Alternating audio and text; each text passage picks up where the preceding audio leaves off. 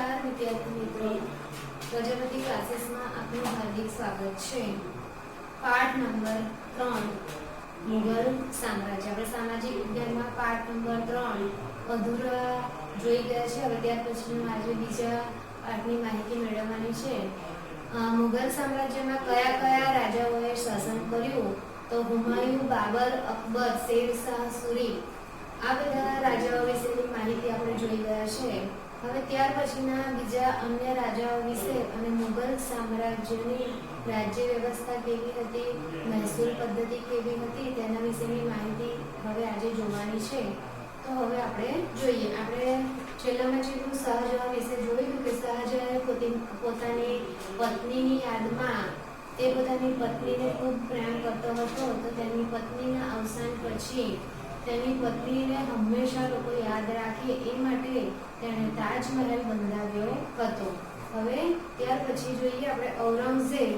તો અહીંયા જોઈ શકીએ છીએ આપણે ઔરંગઝેબ ઈસવીસન 1658 થી ઈસવીસન 1707 લગભગ 49 વર્ષ એટલે કે 50 વર્ષ જેટલા સમયગાળા સુધી તેને શાસન કર્યું હતું મુઘલ સામ્રાજ્યમાં। ઔરંગઝેબ અત્યંત સાદું જીવન જીવતો હતો। તેણે અકબરની ધાર્મિક નીતિઓ છોડી અને ધાર્મિક અસહિષ્ણુતા દાખલ કરી હતી। તે સંગીત કલા, મૂર્તિ પૂજા અને ધાર્મિક ઉત્સવોનો વિરોધી હતો। તેણે લાંબા સમય સુધી ભારત ઉપર શાસન કર્યું હતું। તેના અવસાન બાદ મુઘલ સામ્રાજ્યના પતનની શરૂઆત થઈ ગઈ હતી। હવે જોઈએ આ અહીંયા મેં બોર્ડ પર બધા જ રાજાઓ વિશે ટૂંકમાં માહિતી આપી છે તમને। તો હવે ત્યાર પછીની જે વિસ્તૃત માહિતી આપણા જે પાઠ્યપુસ્તકમાં આપી છે તેના વિશે જોઈએ કે ઔરંગઝેબ શાહજહાંની તબિયત જ્યારે વધારે ખરાબ થઈ જાય છે તો તેનો લાભ લઈ અને તેના બંને પુત્રો સામ્રાજ્ય ઉપર આધિપત્ય જમાવવા માટે અંદરો-અંદર ખૂબ જ ઝઘડા કરતા રહે છે। શાહજહાંના મોટા પુત્ર દારા શિકોહ અને ઔરંગઝેબ વચ્ચે ઘણો બધો સંઘર્ષ થાય છે। ઔરંગઝેબે પોતાના ત્રણેય ભાઈઓને એક પછી એક હરાવી તેમની હત્યા કરી તેમને જેલમાં પૂરી દીધા હતા। દારાની હત્યા કરી એક ભાઈની તેઓ હત્યા કરી નાખે છે। મુરાદ નામનો જે તેમનો ભાઈ હતો તેને જેલની સજા કરે છે। ત્યાર પછી ગાદી પચાવી પાડે છે અને અન્ય એક ભાઈને પોતાના દેશમાંથી બહાર કાઢી મૂકે છે। દેશ નિકાલ કરવો એટલે કે દેશમાંથી બહાર કાઢી મૂકવો। ઔરંગઝેબે લગભગ 50 વર્ષ સુધી રાજ્ય કર્યું હતું। તેના રાજ્યમાં ઉત્તરે કાશ્મીર થી લઈને દક્ષિણે જિંજી અને પૂર્વે ચટ્ટગાંવથી લઈને પશ્ચિમના હિન્દુકુશ પર્વતમાળાના વિસ્તારો એમાં સમાવેશ થાય છે। ઔરંગઝેબ સુન્ની મુસ્લિમ હતો। તે અત્યંત સાદું જીવન જીવતો હતો। તેણે અકબર જે ધાર્મિક વાતોમાં માનતો હતો પરંતુ ઔરંગઝેબ માનતો ન હતો। તેણે ધાર્મિક નીતિનો ત્યાગ એટલે કે જે અકબરની જે ધાર્મિક નીતિઓ અકબરે જે અપનાવી હતી તેનો તેણે ત્યાગ કરી દીધો હતો અને ધાર્મિક અસહિષ્ણુતા દાખવી હતી। તે સંગીત કલાનો અને મૂર્તિ પૂજાનો ખૂબ જ વિરોધી હતો। ધાર્મિક ઉત્સવો જેવી રીતે કે આપણે હમણાં ધાર્મિક ઉત્સવ ઉજવી રહ્યા છે, ગણેશ ઉત્સવ, ત્યાર પછી નવરાત્રી આવશે, દિવાળી આવશે, પછી મુસલમાનમાં પણ મોહરમ આવે છે, રમજાન ઈદ આવે છે, બકરી ઈદ આવે છે। તો આ બધા જે ધાર્મિક તહેવારોની ઉજવણી આપણે જે કરીએ છીએ તો એ ઉજવણીમાં માનતો ન હતો। તેણે લાંબા સમય સુધી ભારતના મોટા ભાગ ઉપર શાસન કર્યું। ઈસવીસન 1707માં તેનું મૃત્યુ થઈ જાય છે। તેના મૃત્યુ બાદ નિર્મળ શાસકો ગાદી ઉપર આવી અને મુઘલ સામ્રાજ્યના પતનની શરૂઆત થઈ જાય છે। હવે ઔરંગઝેબનું જ્યારે મૃત્યુ થઈ જાય છે ત્યારે પછી ધીરે ધીરે કોઈ શક્તિશાળી શાસક એટલે કે કોઈ રાજા એવા મુઘલ સામ્રાજ્યમાં રાજ્ય કરવા માટે હોતા નથી। તો તેના કારણે મુઘલ સામ્રાજ્ય પતન તરફ જતું રહે છે। ત્યાર પછીના બીજા રાજા આવે છે ઔરંગઝેબ વિશે આપણે જોયું। ત્યાર પછીના છે રાણા સંગ્રામસિંહ। રાણા સંગ્રામસિંહ તો અહીંયા શું કહે છે કે રાણા સંગ્રામસિંહ રાણા સાંગા તરીકે પ્રખ્યાત છે। તેઓ વીર અને સાહસિક હતા। હવે રાણા સંગ્રામસિંહ વિશેની આપણને અહીંયા વધારે પડતી માહિતી આપવામાં આવી નથી। એક બાબરના સમકાલીન એટલે કે બાબર જેવા જ તાકાતવાન અને શક્તિશાળી રાજા મેવાડના જે સંગ્રામસિંહ તરીકે ઓળખાતા હતા। તેઓ ખૂબ જ વીર અને સાહસિક હતા. અનેક યુદ્ધોમાં તેમણે વિજયો હાંસલ કરી હતી, પરંતુ બાબર સામે જે ખાનવાનું યુદ્ધ થયું હતું તેમાં તેમની હાર થઈ હતી. તેમનું સામ્રાજ્ય, આ હારના કારણે તેમનું સામ્રાજ્ય ઘણું બધું ઓછું થઈ જાય છે. હવે રાણા સંગ્રામસિંહ વિશે આપણને પાઠ્યપુસ્તકમાં પણ વધારે માહિતી નથી આપી. હવે ત્યાર પછીના આવે છે રાજા મહારાણા પ્રતાપ, જેને આપણે બધા જ સારી રીતે ઓળખીએ છીએ કે મહારાણા પ્રતાપ મેવાડના પ્રતાપી રાજા હતા. તેમના ઘોડાનું નામ ચેતક હતું. મહારાણા પ્રતાપનો ઘોડો ચેતક પોતાના રાજાના ઈશારા પર બધું જ કાર્ય કરતો હતો. ઘોડાને એવી તાલીમ આપવામાં આવી હતી. હવે જોઈએ તો મહારાણા પ્રતાપ મેવાડના પ્રતાપી રાજવી હતા. અકબર અને મહારાણા પ્રતાપ વચ્ચે હલ્દી ઘાટીના મેદાનમાં યુદ્ધ થયું હતું, જેમાં અકબરનો વિજય થયો હતો અને મહારાણા પ્રતાપનું 51 વર્ષની ઉંમરમાં અવસાન થઈ જાય છે. હવે જોઈએ તો મુગલ સામ્રાજ્યમાં અકબરની સામે યુદ્ધ કરવા માટે, આ ખાસ યાદ રાખજો કે અકબરની સામે યુદ્ધ કરવા માટે એક મહારાણા પ્રતાપ જ તૈયાર થાય છે. હલ્દી ઘાટીના યુદ્ધમાં અકબર અને મહારાણા પ્રતાપ વચ્ચે યુદ્ધ થાય છે, જેમાં અકબરનો વિજય થાય છે. મહારાણા પ્રતાપ પોતે યુદ્ધમાં હારી જાય છે. આ હારને કારણે રાણા પ્રતાપે ઉદયપુરની આસપાસના વિસ્તારોમાં પોતાની સત્તા બનાવી દીધી હતી. સંઘર્ષ ચાલુ જ હતો.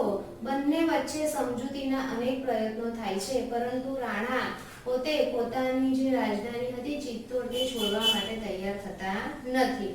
ઈસવીસન 1576ના હલ્દી ઘાટીના પરાજય બાદ પ્રતાપ બોંગુડામાં રાજધાની પોતાની લઈ જાય છે અને ત્યારબાદ ડુંગરપુરમાં ચાવડમાં પોતાની રાજધાની સ્થાપે છે અને ત્યાર પછી રાજધાની બનાવ્યા પછી ધીરે ધીરે 51 વર્ષની ઉંમરમાં જ તેમનું અવસાન થઈ જાય છે.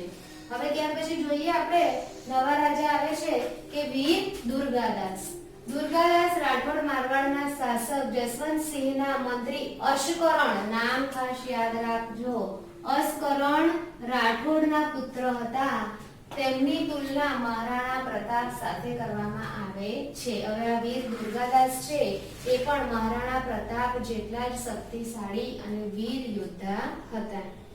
જોઈએ જસવંતસિંહના મંત્રી અશોકકરણ રાઠોડના પુત્ર હતા. તેમની તુલના મહારાણા પ્રતાપ સાથે કરવામાં આવે છે. ઔરંગઝેબના સમયમાં તેનું આધિપત્ય, ઔરંગઝેબે તેને પોતાની શરણમાં લેવાનું કીધું હતું, પરંતુ વીર દુર્ગાદાસ ઔરંગઝેબની શરણમાં જવા માટે તૈયાર ન હતા.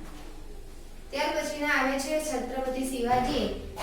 ભારતના મહાનતમ રાજાઓમાં છત્રપતિ શિવાજીએ પોતે મરાઠા સામ્રાજ્યના સ્થાપક હતા. તેમનો જન્મ શિવનેરી કિલ્લામાં મહારાષ્ટ્રમાં થયો હતો. તેમની માતાનું નામ જીજાબાઈ અને પિતાનું નામ શાહજી હતું.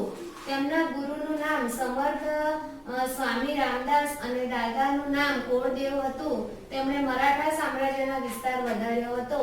ઈસવીસન 1674માં રાજગઢમાં તેમનો રાજ્યાભિષેક થાય છે. હવે ક્યાં થાય છે તો જુઓ તમે, ઈસવીસન 1674માં છત્રપતિ શિવાજીનો રાજગઢમાં રાજ્યાભિષેક કરવામાં આવે છે. હવે જોઈએ ભારતના મહાનતમ રાજાઓમાં સ્થાન પામનાર છત્રપતિ શિવાજી મરાઠા સામ્રાજ્યના સ્થાપક હતા. ઈસવીસન 1627માં તેમનો જન્મ, જુઓ હવે અહીંયા સાલ તમારે ખાસ યાદ રાખવી પડશે કે છત્રપતિ શિવાજીનો જન્મ ક્યારે અને ક્યાં થયો હતો. એક માર્કના પ્રશ્નમાં તમને પૂછી શકે છે, તો તમારે અહીંયા લખવાનું રહેશે કે ઈસવીસન 1627માં છત્રપતિ શિવાજીનો જન્મ ઈસવીસન 1627માં શિવનેરીના મહારાષ્ટ્ર જિલ્લામાં થયો હતો. શિવનેરી કિલ્લામાં. તેમની માતાનું નામ જીજાબાઈ અને પિતાનું નામ શાહજી હતું. તેમના ગુરુનું નામ રામદાસ અને તેમના દાદાનું નામ કોળદેવ હતું. તેમણે નાની જાગીરમાંથી મરાઠા સામ્રાજ્યનો ઘણો બધો વિસ્તાર કર્યો હતો અને આ મરાઠા સામ્રાજ્ય વધારવા માટે તેમણે 40 જેટલા કિલ્લાઓ ઉપર જીત મેળવેલી હતી. મુગલ બાદશાહ ઔરંગઝેબ અને બીજાપુર સાથે તેમણે લાંબો સંઘર્ષ. મુગલ બાદશાહ ઔરંગઝેબ અને બીજાપુર સાથે ઘણા બધા સમય સુધી તેઓનું યુદ્ધ ચાલે છે આ 40 કિલ્લાઓ જીતવા માટે. અને ઘણા બધા સંઘર્ષો કર્યા પછી આ 40 કિલ્લાઓ પોતે જીતી લે છે. ઈસવીસન 1665માં મુગલ સમ્રાટ સાથે તેમની હાર થાય છે. તેમની સંધિ કરી હતી. ઔરંગઝેબે તેમને જેલમાં પણ પૂર્યા હતા. જો ઔરંગઝેબે છત્રપતિ શિવાજીને જેલમાં પૂર્યા હતા, પરંતુ તેઓ ચાલાકીથી છટકી ગયા અને ફરી વખત મોરચો માંડી અને વિજયો પ્રાપ્ત કરી હતી. ઈસવીસન 1674માં રાજગઢમાં તેમનો રાજ્યાભિષેક કરવામાં આવે છે. તેઓ હિન્દુ સમ્રાટ તરીકે તેમણે ખ્યાતિ એટલે કે નામના મેળવી હતી. તેઓ મહાન વિજેતા હોવા છતાં ઉપરાંત કુશળ વહીવટકર્તા પણ હતા, સંગઠનકર્તા પણ હતા. તેમના મંત્રીમંડળને અષ્ટપ્રધાન મંડળ તરીકે ઓળખવામાં આવતું હતું અને ઈસવીસન 1680માં તેમનું અવસાન થાય છે. ત્યાર પછી હવે જોઈએ કે મુગલ સામ્રાજ્યના આ બધા રાજાઓએ જે રાજ્ય કર્યું હતું, તો એ રાજાઓના સમયમાં તેમની રાજ્ય વ્યવસ્થા કેવી રીતે ચાલતી હતી તેના વિશે થોડી માહિતી અહીંયા જોવાની છે.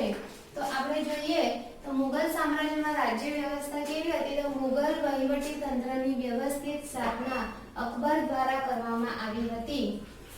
સમ્રાટની અંગત જરૂરિયાતોનું ધ્યાન રાખવા મીર એ સામાન, જો અહીંયા નામ ખાસ યાદ રાખજો, નીચે અંડરલાઈન કરી દેજો કે મીર એ સામાન નામનો વિભાગ હતો. હવે જુઓ અહીંયા કે મુગલ વહીવટી તંત્રની વ્યવસ્થિત સ્થાપના અકબરે કરી હતી. તેના શાસનમાં કેન્દ્રમાં બાદશાહ હતો અને સલાહ આપવા માટે, હવે આ જે મંત્રીમંડળ હતું તેમાં સલાહ આપવા માટે, સલાહ સૂચનો નિર્ણયો કરવા માટે એક મંત્રી પરિષદ યોજાતી હતી. બાદશાહ સર્વોચ્ચ સેનાપતિ અને ન્યાયાધીશ હતા. બધાની પાસે ચર્ચા વિચારણા કરવામાં આવે, પરંતુ છેલ્લે જે ન્યાય આપવાનું હોય, આપણે કહીએ છીએ કે જે સજેશન આપવાનું હોય તે તો રાજાનું જ ગણાતું હતું. બાદશાહ અને વહીવટી તંત્ર વચ્ચે તાલમેલ રાખવા વજીરની નિમણૂક કરવામાં આવતી હતી. દીવાને વઝીર કુલ કહેવાતો અને નાણાં અને મહેસૂલી વ્યવસ્થાનો વડો પણ ગણાતો હતો. સેનાના વડાને મીરબક્ષ કહેવામાં આવે છે, જે સેનાની ભરતી કરતો અને સેનાના અધિકારીઓની નિમણૂક કરતો, ગુપ્તચરની પણ દેખરેખ રાખતો હતો. મુગલ વહીવટી તંત્રના ગુપ્તચરો વાક્યાનવીસ તરીકે ઓળખાતા હતા. જો હવે અહીંયા તમને વિકલ્પમાં પૂછી શકે છે કે મુગલ વહીવટી તંત્રના ગુપ્તચરો કયા નામે ઓળખાતા હતા, તો વાક્યાનવીસ તરીકે ઓળખાતા હતા. સમ્રાટની અંગત જરૂરિયાતોનું ધ્યાન રાખવા મીર એ સામાન નામનો વિભાગ હતો, જે સરકારી કારખાનાઓનો વડો ગણાતો હતો અને ન્યાય વ્યવસ્થાનો વડો શું ગણવામાં આવતો હતો? કાઝી. હવે ત્યાર પછીના છે મુગલ સામ્રાજ્યની મહેસૂલી વ્યવસ્થા કેવી હતી. તો અકબરે મુગલ સામ્રાજ્યમાં, ખાસ યાદ રાખજો કે અકબરે એક નવી મહેસૂલ પદ્ધતિ અપનાવી હતી. તેણે શરૂઆત કરી હતી કે મહેસૂલનો દર વાર્ષિક ઉપજના 1/3 ભાગ જેટલો હતો. મનસબદાર એ જાગીરનો વડો અધિકારી ગણાતો. મુગલ મનસબદારની વ્યવસ્થા વિશ્વમાં અનોખી હતી. હવે જોઈએ આપણે કે ભારતમાં એક નવી મહેસૂલ પદ્ધતિ દાખલ કરનાર કોણ હતું, તો કે અકબર રાજા. બરાબર છે. મનસબદારી, હવે આ જે મહેસૂલ પદ્ધતિ હતી તેને મનસબદારી તરીકે ઓળખવામાં આવે છે. મહેસૂલનો દર, જમીનનો જે ઉપજનો જે ઉપજ, ખેતીનો જે પાક થાય એનો 1/3 ભાગ જેટલો રાખવામાં આવ્યો હતો. અકબરે મહેસૂલ વ્યવસ્થા સ્થાપક ટોડરમલ હતો. મનસબદારી પદ્ધતિ સેના અને મહેસૂલ એમ બંને સાથે સંકળાયેલી હતી. મનસબ એટલે કે જાગીર અને મનસબદાર એટલે કે જાગીરનો વડો અધિકારી તરીકે ગણાતો હતો, જે જાગીરમાંથી મહેસૂલ ઉઘરાવે અને તે વિસ્તારનો કાયદો અને વ્યવસ્થા જાળવે. આ માટે તેને જાગીર પ્રમાણે લશ્કર આપવામાં આવતું હતું. તે તેના વિસ્તારનો વડો ન્યાયાધીશ પણ ગણાતો હતો. તેની નિયત સમય એટલે કે અમુક ચોક્કસ સમયમાં, હમણાં આપણા સરકારી ખાતામાં પણ કેવું થાય છે કે અમુક વર્ષ સુધી સરકારી કર્મચારી એક જગ્યા પર નોકરી કરી શકે, એક જગ્યા પર કામ કરી શકે. 5 વર્ષનો સમયગાળો થાય, 3 વર્ષનો સમયગાળો થાય કે 7 વર્ષનો સમયગાળો થાય, એટલે એની એક જગ્યાએથી બીજી જગ્યાએ બદલી કરવામાં આવે છે. તેમાં પોલીસ ઇન્સ્પેક્ટર આવે છે, પછી ડોક્ટરો આવે છે. આવા બધા જે સરકારી કર્મચારીઓ હોય છે તેમને એક જગ્યાએથી બીજી જગ્યાએ નોકરી કરવા માટે જવું પડતું હોય છે. એટલે આમાં પણ એવું જ છે કે અમુક સમય થાય એટલે અમુક સમય પછી તેમની બદલી કરવામાં આવતી હતી. મુઘલ વનસ્પતિની વ્યવસ્થા વિશ્વમાં અનોખી હતી અને વિશ્વમાં સૌથી વધારે વેતન ધરાવતી હતી. ત્યાર પછી આવે છે કે મુઘલકાલીન સંસ્કૃતિ. મુઘલ સામ્રાજ્યમાં સંસ્કૃતિ કેવી હતી? તો અહીંયા જોઈએ આપણે કે મુઘલકાલીન સંસ્કૃતિ શાહજહાંના સમયમાં મુઘલ સામ્રાજ્યના સ્થાપનનો સુવર્ણ યુગ ગણાય છે. મુઘલ સમયમાં હિન્દુ અને મુસ્લિમ સંસ્કૃતિનો સમન્વય થયો હતો, જેને ગંગા અને જમુના, જુઓ અહીંયા ખાસ ધ્યાન રાખજો કે સંસ્કૃતિ કયા નામે ઓળખાય છે? તો કે ગંગા અને જમુના સંસ્કૃતિ તરીકે તેને ઓળખવામાં આવે છે. હવે જુઓ કે મુઘલ યુગમાં ભારતીય સંસ્કૃતિ, આપણે જે ભારતની સંસ્કૃતિ હતી તેનો બહુમુખી એટલે કે ખૂબ સારા પ્રમાણમાં, ખૂબ મોટા પ્રમાણમાં તેનો વિકાસ થયો હતો. હિન્દુ અને મુસ્લિમ બંને સંસ્કૃતિઓનો એટલો બધો વિકાસ થયો હતો. હિન્દુ અને મુસ્લિમ લોકો બંને સાથે મળી અને પોતાની સંસ્કૃતિઓનો વિકાસ કરતા હતા અને આ સંસ્કૃતિને ગંગા જમુના સંસ્કૃતિ તરીકે ઓળખવામાં આવતી હતી. મુગલોએ અનેક કિલ્લા, મહેલો, દરવાજા, મસ્જિદો અને બગીચાઓની સ્થાપના કરી હતી. હવે એમાં કયા મુગલ સંસ્કૃતિમાં કયા જોવા મળે છે તેના વિશેની માહિતી જોઈએ આપણે. તો બાબરે આગ્રા અને લાહોરમાં બગીચાઓનું નિર્માણ કરાવ્યું હતું. આ મુદ્દાસર પ્રશ્નમાં પૂછી શકે છે. શેરશાહે સાસારામમાં મકબરો અને દિલ્હીમાં મસ્જિદ બંધાવી હતી.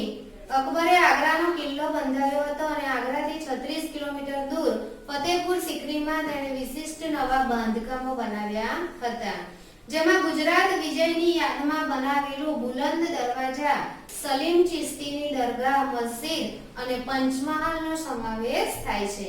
ત્યાર પછી આવે છે જહાંગીર. તો જહાંગીરના સમયમાં બાંધકામમાં સંગેમરમરના પથ્થરોનો ઉપયોગ ઘણો બધો વધ્યો હતો.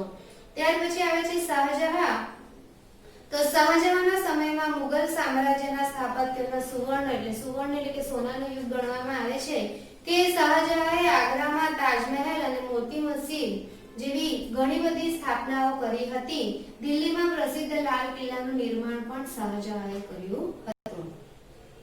ઔરંગઝેબે પોતાની પત્નીની યાદમાં ઔરંગાબાદમાં રાબિયા ઉદ દૌરાનનો મકબરો બંધાવ્યો હતો, જે તાજમહેલ જેવો જ કલાત્મક ગણવામાં આવે છે. હવે ત્યાર પછી છે મુગલ સામ્રાજ્યની ચિત્રકલા વિશે જોઈએ આપણે. તો ચિત્રકલામાં મુગલ ચિત્રકલા વિશ્વ પ્રખ્યાત હતી. જહાંગીરના સમયમાં તેનો ખૂબ વિકાસ થયો હતો. જહાંગીરે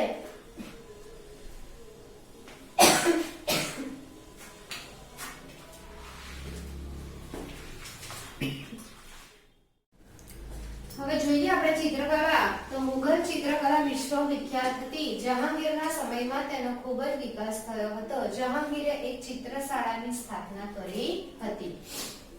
હવે જોઈએ તો વિશ્વ વિખ્યાત હતી. જહાંગીરના સમયમાં તેનો ખૂબ વિકાસ થયો હતો. કોનો? તો ચિત્રકલાનો. મુગલ શાસકો ઉત્તમ ચિત્રકારોને દિલ્હીમાં આમંત્રિત કરતા, એટલે કે ચિત્રો દોરવા માટે તેમને બોલાવતા હતા.